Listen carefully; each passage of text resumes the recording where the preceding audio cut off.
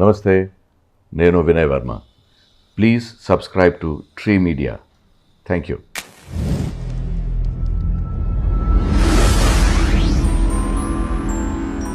ఇండస్ట్రీలో మంచి ఫ్రెండ్స్ కానీ ఎవరైనా ఉన్నారా సార్? ఎనిమీస్ ఉన్నారా పోనీ? 99% అనుకుంటున్నాను. నా గురించి ఎవరైతే అంతమంది చెప్తున్నారు అనుకుంటే ఆ పారామీటర్ పెట్టుకుంటే మరి అంతే ఉంటుంది. దేనివల్ల అంటారు ఇది? వాళ్ళకి అడగలమ్మా, నాకు కాదు. Straight forward maybe straight forward. నేను తప్పుగా ఏం మాట్లాడలేదు కదా వాళ్ళ దగ్గర. నిజాయితీగా ఉండటం కూడా తప్పంటారు. తప్పు.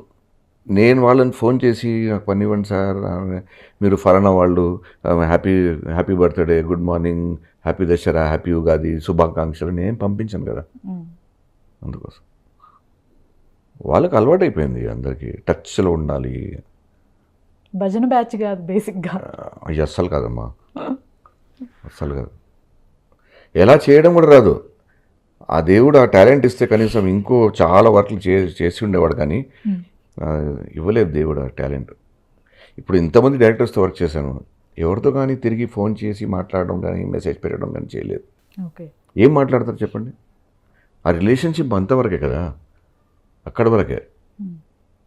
ఫోన్ చేసి ఎలా ఉన్నారండి, ఎంతవరకు వచ్చింది సినిమా, ఇదైందా అదైందా, ఏముంది దాంట్లో?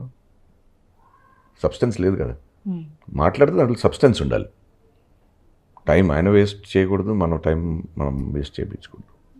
మీకు అసలు ఏ టైప్ ఆఫ్ క్యారెక్టర్స్, ఏ రోల్స్ ప్లే చేయాలని ప్యాషన్ సార్?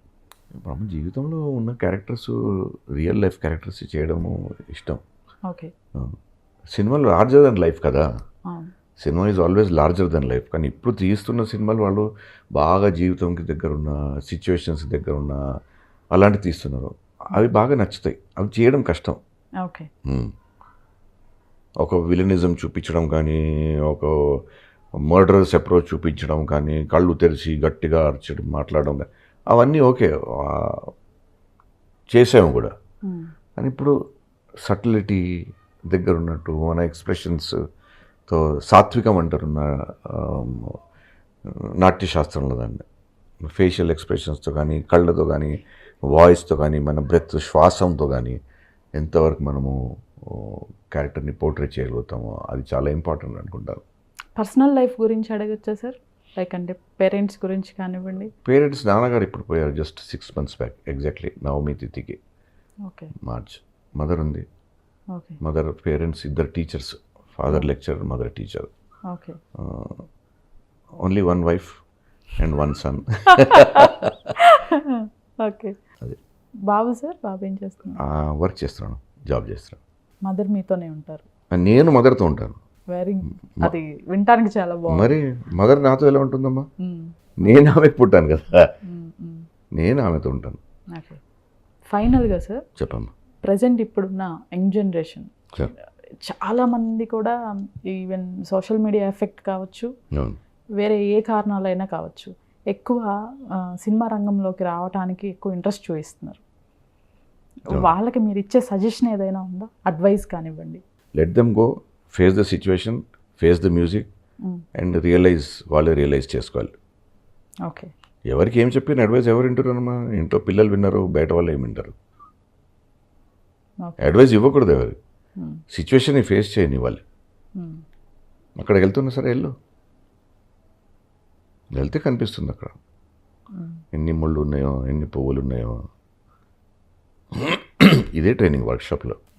ఇది చేయాలి, ఇది చేయకూడదని కాదు, ఇవన్నీ వస్తాయి, ఎంచుకోవాలి మనం. హైప్ కదా ఈ కాలంలో, అందరూ ఏదో పర్సనాలిటీ వచ్చేస్తే యాక్టర్ అయిపోయారు అనుకుంటారు. ఒట్టిగా డాన్స్ నేర్చుకున్నారంటే యాక్టర్ అయిపోయారు అనుకుంటారు. బాడీ బిల్డింగ్ అయిపోయిందంటే యాక్టర్ అయిపోయారు అనుకుంటారు. ఇది లేదు. ఏమైనా చదువుతున్నా, న్యూస్ పేపర్ చదవరు, నవలలు, పుస్తకాలు, కథలు పోనివ్వండి, పక్కన పెట్టండి.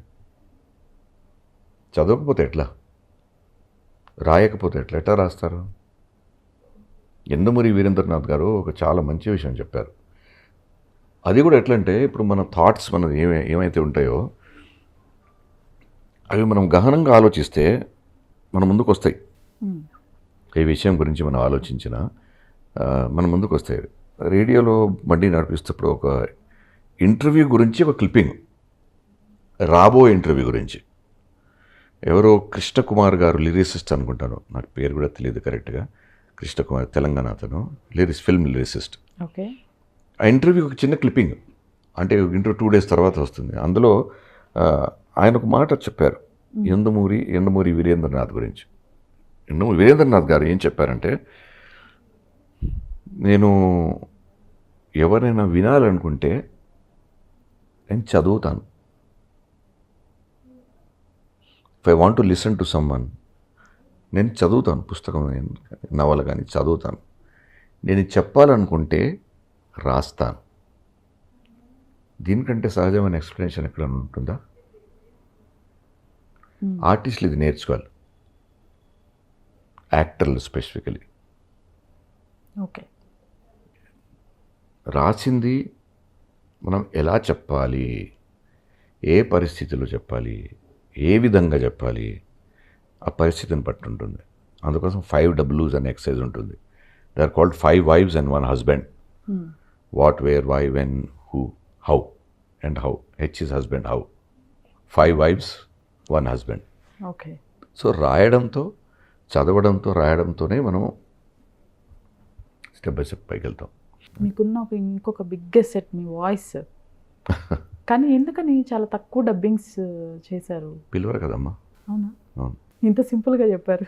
ఇంకేం చెప్పాలి? No complaints against anyone. Okay. అవసరం ఉంటే పిలుస్తారు. రీసెంట్ డబ్బింగ్ అంటే డియర్ కామ్రేడ్.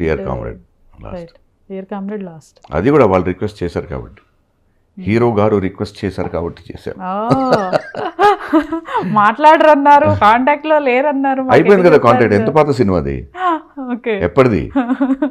ఈ మీరు డబ్బింగ్ కోఆర్డినేటర్స్తో మాట్లాడమ్మా ఈ విషయాలు. వారికి ఎందుకు పిలవరని, ఆ మనిషిని ఎందుకు పిలవరు అని అడగాలి మీరు.